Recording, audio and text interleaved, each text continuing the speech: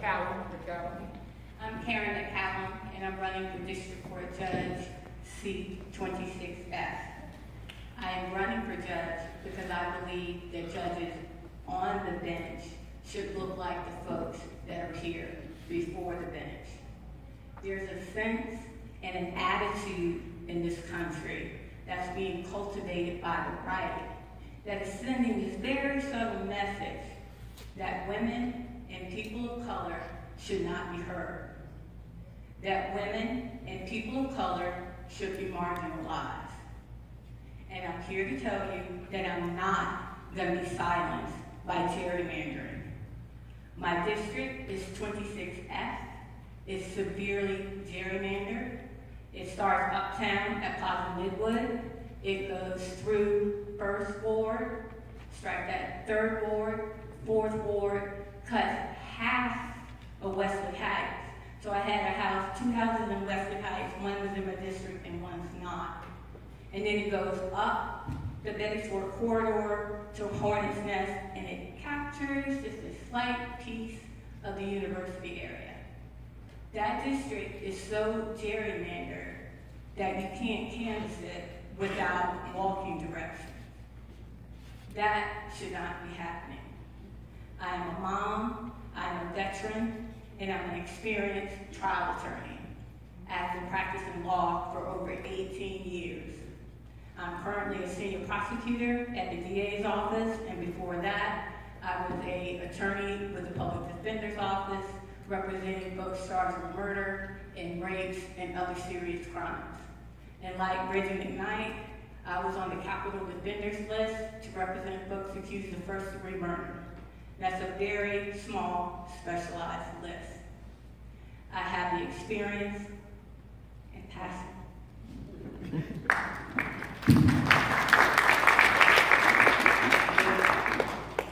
Good evening, caucus.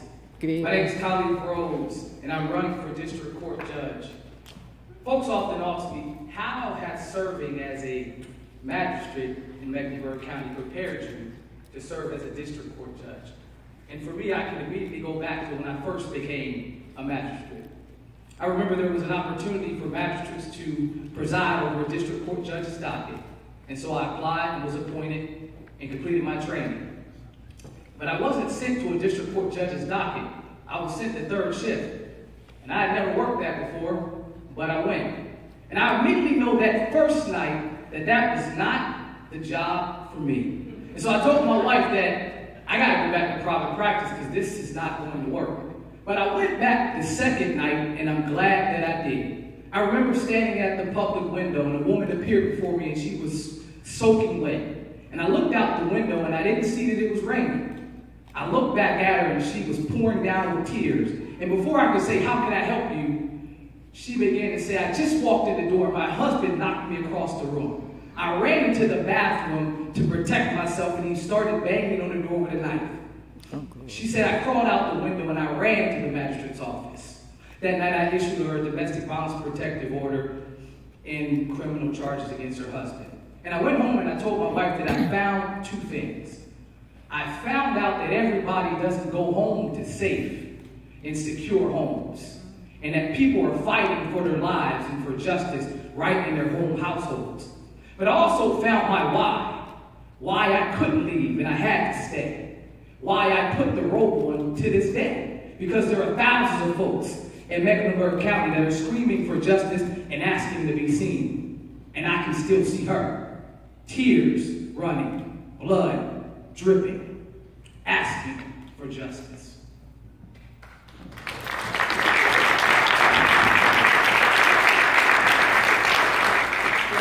To stay with you with the wide variety of cases brought before the courts.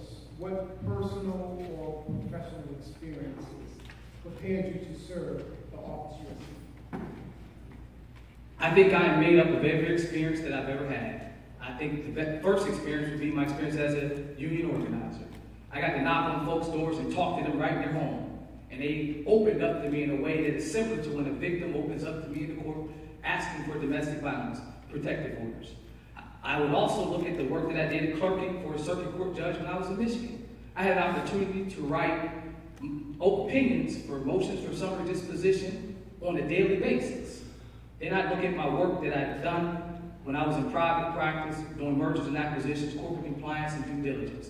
But I can say no other experience has prepared me for this position more than my work as the chief magistrate, because I get an opportunity to write policy that affects the way that folks view our justice system and make real change that they can see today.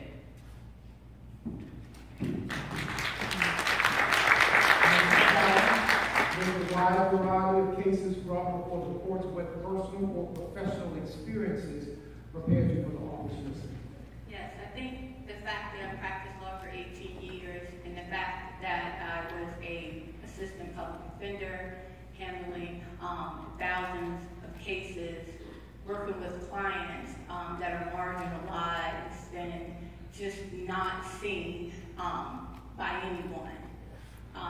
They were poor, undereducated, a lot of them had mental health problems, and a lot of them had addiction problems. And being able to work with your client and being able to deal with your client's problems and then go into the courtroom and then try to advocate for that client requires special skill. While being at the prosecutor's office, I've tried tons of jury trials. I've tried over 25 jury trials. I've never lost one. I think my ability to work for defendants and for victims will make me an asset to district court. What do you believe are the greatest challenges to the judicial system as it relates to the African American community, and how would you suggest tackling it? I think the greatest challenge would be pretty much what everyone has said before us, is implicit bias. And it starts at every level. It starts in our communities, it starts with the policing, and it starts in the court system. Along the lines with that, the biggest problem, I think, is colorblind politics and trying to treat defendants, and we'll just stay with defendants, trying to treat defendants the same. You can't take two kids from two different backgrounds and treat them the same. We need to look past our policies on our paper and evaluate defendants on an individual basis. For example, you can't take two kids and send them both to the drug class, and one kid has a public defender and not able to pay. And then when that kid has committed to the program and cannot pay, at the end of the day, he's going to have to wear that conviction. But the prosecutors and the court, other folks working in the court, don't see that as racist because they're like, both parties were given an opportunity to do the program. Mr. Rhodes, what do you believe are the greatest challenges to the judicial system as it relates to the African American community, and how do you suggest it fixes it? I believe one of the greatest things that affects the African American community are numbers. I get the jail numbers every day, and I'm disturbed by looking at them sometimes as an African American male. There's 1,600 folks sitting in Mecklenburg County Jail today. 75% of them are males, even though Mecklenburg County only has a 35% number of African Americans. That number disturbs me. So the problem that I see with our current system is that we can understand and appreciate that that's a problem. And we can create programs to try to address those problems. But my frustration is that our system tends to move at glacier pace. And so what I would like to see change is that we can start moving forward these agendas that we have on the table that can see real change to decrease those numbers that have consistently remained the same since I have been here. Is that easier said than done? I don't know if it's easier said than done, but I think one of the things that has to happen is that we have to embrace the change. I talk to folks all the time, and I ask them to put their arms together and then to cross them the other way so that they can truly feel what change feels like. It's easy to sit in the meetings that I go to the domestic violence meetings, and to the implicit bias trainings, and to our involuntary commitment meetings. But when we walk out of those meetings and we start to talk about how do we affect the changes that we are talking about in that room, that's where we stop the action. And so it is easier said than done, but you have to find committed champions. And I think Mecklenburg County has those champions in the room now. And I'm happy in the way we're going. But that glacier has to be pushed by somebody. So, Mr. McCallum, how do we push that glacier? How do we get that change happening sooner rather than later? We talk about implicit bias. We know what the problem is. So what can we do to fix it? What's your suggestion? What's your solution? We need money. We need education. We need people who are willing to step in and to open their eyes. In the prosecutor's office, we all had to go to the racist implicit bias training with the juvenile training that was put on by Elisa Chan-Gary. Just recently, every attorney in my office had to watch the movie The 13, and then we sat around in a group and we discussed it. Everybody had different opinions, but it was brought out. So we need money for programs, we need money for education, and we need for people to take it serious and to recognize that it is a problem.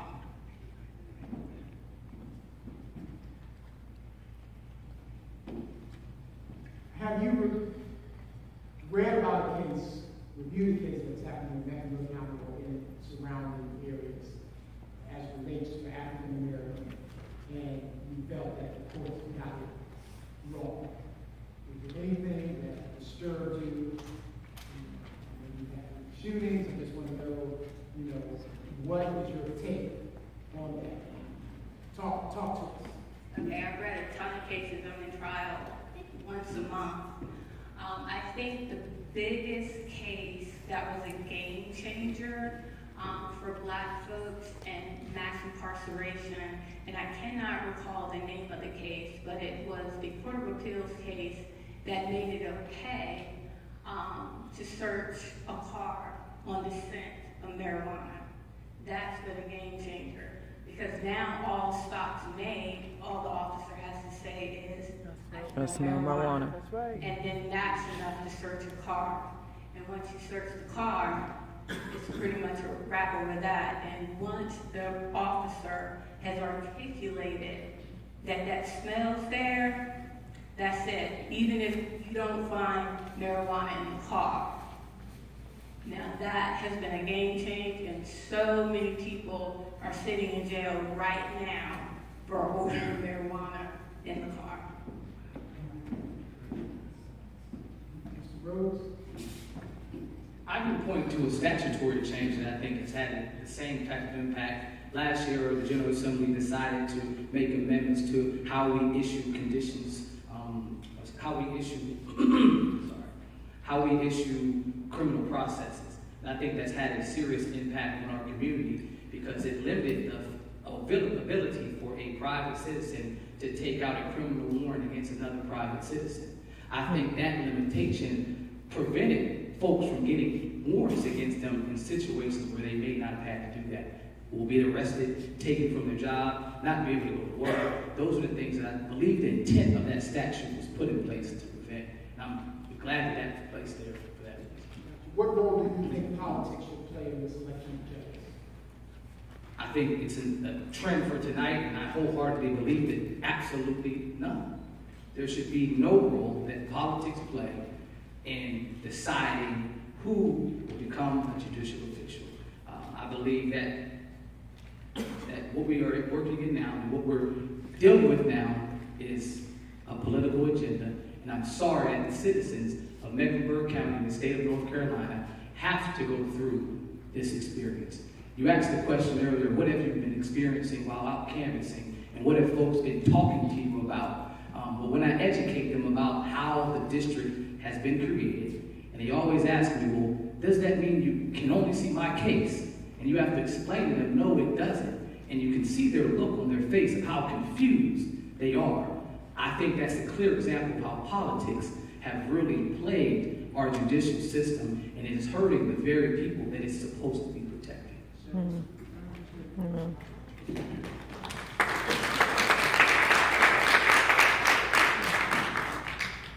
Politics should have no role in the selection of judges, because what happens is you have candidates that start to run for judge, and then they start playing into politics.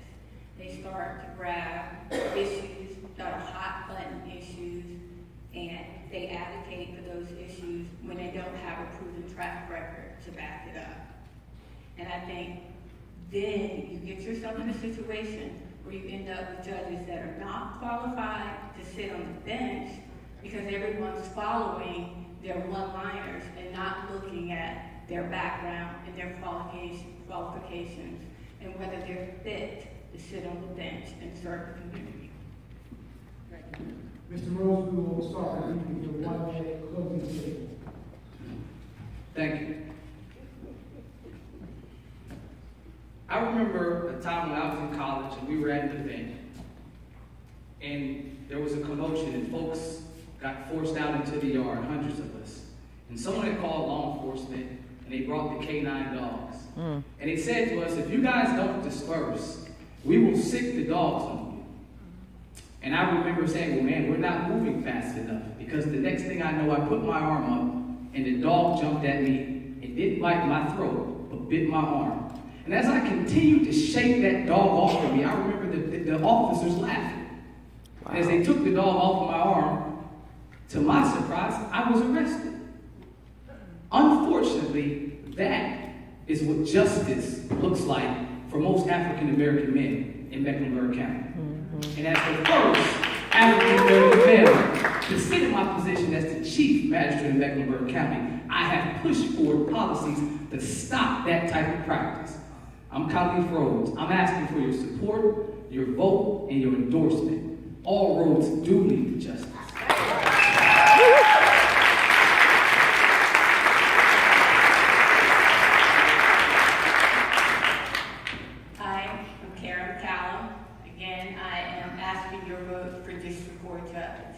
What I can tell you about myself is that I have a proven track record.